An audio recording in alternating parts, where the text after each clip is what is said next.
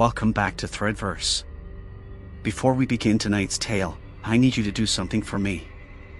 Look around the room you are sitting in right now. Check the corners. Check the shadows. Are you sure you are alone? Because the woman in our story thought she was alone, too. Until the phone rang. If you enjoy true horror stories, creepy encounters, and the unexplained, please hit that subscribe button and turn on notifications. We upload nightmares every week, and you don't want to miss a single one. Now, let's travel to a house at the end of a dark, winding road. The house sat at the very edge of town, hidden behind a veil of twisted black oak trees. It was the kind of night that makes you glad to be indoors, bitterly cold, with a wind that scratched against the windows like long, skeletal fingernails. Inside, Ellen sat by the dying fire. She was reading a book, trying to ignore the storm outside. Her eyelids were growing heavy, and she was just about to drift off to sleep when a sound startled her. It wasn't the wind. It was the phone. The old landline that gathered dust in the hallway. Ellen frowned. Who calls a landline these days? And who calls this late at night? She marked her page, rose from her warm armchair, and walked into the hallway. The floorboards creaked under her slippers. She picked up the receiver. "Hello?" she asked. For a moment, there was only static. Then, a voice spoke. It was a man's voice, deep, gravelly, and vibrating with menace. "I'm going to kill you," the voice said. Ellen froze. Her heart hammered against her ribs. "Who is this?" she asked, her voice trembling. No answer. Just heavy, ragged breathing on the other end. "Who is this?" she repeated, louder this time, and then... click. The line went dead. Ellen stood there, gripping the phone, the dial tone buzzing in her ear like an angry insect. She didn't hesitate. She immediately dialed the police. Her hands shook as she explained to the operator what had just happened. The operator connected her to an officer, who told her to stay calm and stay on the line while they traced the call. Minutes passed. They felt like hours. Ellen stared at the dark windows, wondering if someone was out there in the storm, watching her. Finally, the officer's voice came back on the line. But he didn't sound calm anymore. He sounded terrified. "Ma'am," the officer said, his voice urgent. "We traced the call. The call is coming from inside your house." Ellen blinked. She looked around the empty hallway. "That doesn't make sense," she said, confused. "How could someone be inside my house? All the doors are locked." "He probably broke in," the officer replied. "Oh," Ellen said. "Yeah, I guess that makes sense." There was a pause. Then the voice on the phone spoke again, but the tone had changed. It was no longer the professional voice of a policeman. It was the deep, gravelly voice from before. "And that's not everything," the man said. "I'm not a police officer." Ellen gasped. "You aren't?" "No," the man said. "I'm the killer guy from before." I never actually hung up. Ellen stared at the phone in disbelief. "But..." "I heard a click." "Like this?" the man asked. And then he made a clicking sound with his mouth. Click. "Wow," Ellen said, genuinely impressed despite the situation. "That's really good." It sounded exactly like a phone hanging up. "Thanks," the killer said. "I've been practicing." "So," Ellen said, trying to process this absurdity. "Are you really inside my house right now?" "Yeah, totally," the killer replied. "I've been here for a while." "Where?" "I'm watching you," he whispered. "I like your hair, by the way." Ellen instinctively touched her hair. "Wait, you can see me?" "Yes." "And, you like my hair?" "It's really nice," the killer admitted. "Lots of volume." "If you can see me," Ellen challenged, "then what am I wearing?" The killer paused for a moment. Looks like a blouse from Banana Republic. And a skirt from, maybe in Taylor Loft. Ellen looked down at her outfit. He was spot on. Wow, she said. You really can see me. The killer, whose name turned out to be Douglas, suddenly broke his menacing character. His voice on the phone sounded confused. I can also see. Wait, Douglas said. What the hell is that? What? Alan asked, looking around the room. There's a person, no, a ghost hovering near you, Douglas said. Look, Alan sighed.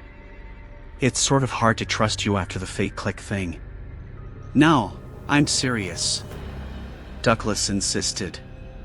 Look over by the couch. To your left. Alan turned slowly. The firelight flickered, casting shadows across the room. At first, she saw nothing. But then, standing by the sofa, she saw a figure. It was a little boy, translucent and glowing with a faint, blue light. He was holding a spectral kite in his hand. Oh my God! Alan gasped. I see it. I knew this place was haunted. Jesus Christ, Douglas said over the phone. Is it a kid? He's all see-through. It looks like a little boy, Alan whispered. What does he want? Douglas asked. The ghost boy drifted closer. He didn't walk, his feet hovered inches above the floor.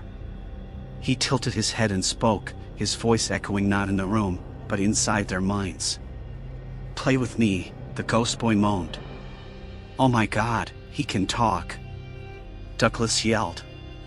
Play with me, the ghost repeated. No thank you.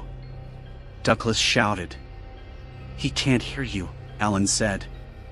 Put me on speaker. Alan pressed the speaker button on her phone. Douglas's voice filled the room. We don't want to play with you. Okay, Junior. Just run along. The ghost boy looked confused. Why? He asked. Playing is fun. No, it isn't. Douglas yelled from his hiding spot. Who are you? The ghost boy asked Ellen. Why are you in my house? Oh, I'm Ellen, she replied politely. I actually live in this house now. And the voice you're hearing on the phone is. I didn't get your name. It's, Douglas, the killer said reluctantly. Douglas is hiding somewhere in here to kill me, Ellen explained. Right, Douglas? That was the plan, Douglas admitted. And you guys are scared of a kid with a kite? Jesus, the ghost boy scoffed. A dead kid with a kite. Douglas corrected him. The situation was already chaotic enough, a homeowner, a killer in the closet, and a ghost in the living room. But the night was about to get even more crowded. Suddenly, the doorbell rang. Ding dong. The sound echoed through the house. Expecting someone? Douglas asked. No, Ellen said. She walked over to the front door and opened it. Standing there was a massive, hulking man in tattered clothes. He smelled like a swamp and was barely concealing a bloody machete behind his back. Pardon me, ma'am, the man grunted. My car broke down and I was wondering if I could charge my phone in your house. Sorry, I don't think so, Ellen said, starting to close the door. The man shoved his muddy boot into the doorway. Well, I do think so, he said. He pushed the door open, sending Ellen stumbling backward onto the floor. Who the hell is that? Douglas screamed over the phone. I'm a homicidal drifter, the man announced. Who the hell are you? Where's that voice coming from? He's a killer hiding in my house, Ellen said, holding up the phone. His name is Douglas. Hiding? Where? The drifter looked around nervously, gripping his machete. He's in the closet, the ghost boy pointed out helpfully. What in the shit is that? The drifter screamed, pointing his weapon at the floating child. I'm a ghost, the boy said, rolling his spectral eyes. I used to live here 100 years ago. Oh, and let me guess, you don't want to play with me either. Hell no, I don't want to play with you, the Drifter yelled. What is going on in here? What's going on is no one will play with me, the ghost boy wailed. For Christ's sake, no one flies a kite at night. Douglas shouted from the closet. Give it up. The ghost boy began to cry. It was a sad, hollow sound. Now you made him cry, Douglas, Ellen scolded him. Sorry if I'm a little on edge because you let a killer into the house, Douglas snapped. First of all, I didn't let him in, he busted in, Ellen argued. It's true, I did, the Drifter agreed. Second of all, you're also a killer, Douglas. Touché, the Drifter nodded. And third of all, don't say sorry to me, say sorry to the dead kid. Okay. I'm sorry, Douglas sighed. I shouldn't have snapped at you, kid. The ghost boy sniffled and smiled. The tension in the room seemed to lower, just for a moment. But then, the doorbell rang again. Don't, all three of the intruders shouted at once. But Ellen ignored them. She opened the door and peered outside. There was no one there. Just a large, wooden box sitting on the porch. There's a box out here, Ellen said. No label. I have a bad feeling about this box, the Drifter whispered. I hate this box, the ghost boy agreed. Ellen carried it inside. She turned to the Drifter. May I? She asked, gesturing to his machete. He wiped the blade on his pants and handed it to her. She popped open the lid, reached in, and pulled out a tattered clown doll with a sinister grin. What is it? What is it? Douglas yelled. Some sort of clown doll, Ellen said. I don't want to play with a clown doll, the ghost boy said, beginning to cry again. Why don't we just put this thing back in the box before it gives us all nightmares, the Drifter suggested, his voice trembling. Look, there's a string, Ellen said. Before anyone could object, she pulled it. The clown began to wheeze. Its eyes shifted from side to side, and a terrifyingly cheerful song began to play from its chest. Welcome to my circus of fun. There's nowhere to hide, there's nowhere to run. You're all my guests inside the big top. I'm going to kill you all, basically. The clown let out a terrible cackle. Really psyched you pulled the string, Ellen, Douglas said sarcastically. I mean, come on. What does the clown mean? The ghost boy asked. I think he was pretty clear, the Drifter said, wringing his hands. He's going to kill us all, basically. How's a doll going to kill us? Ellen asked.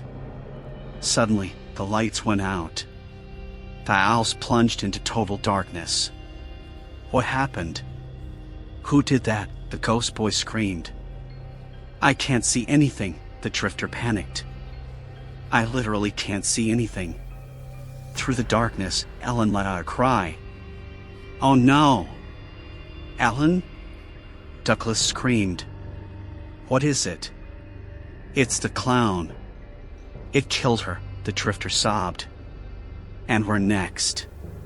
He killed Ellen, the ghost boy wailed. Seconds later, the lights flashed back on. Ellen was standing there, unharmed, but her hands were raised to her face. My stupid contact lens slid out of place, she said calmly, spreading her eyelids apart with her fingers and poking at her pupil. So annoying. The room went silent. Oh, please don't do that, the Drifter said, squirming. What's she doing? Douglas asked with dread. She is touching her actual eyeball with her actual finger, the ghost boy said, wincing in disgust. It's a real slippery one, Ellen muttered, maneuvering her finger deeper into her eye. Can't get a grip on it. Douglas gagged over the phone. Oh my God, that's so vile. The homicidal drifter raised his fist to his mouth, looking like he was about to vomit, as Ellen pressed her thumb against her wet, quivering eyeball for leverage. Ugh, Now I think it's folded up under my lid, Ellen said, stretching her eyelid out unnaturally far. Can someone look and tell me if they can see it? There was a click from the phone. Douglas? Ellen asked. Was that a real click? The line was dead. The killer in the closet had hung up and fled. The ghost boy looked at Ellen's red, watery eye and shuddered. I'm out, he said, and faded into the wall. Ghost boy? She heard the front door opening behind her.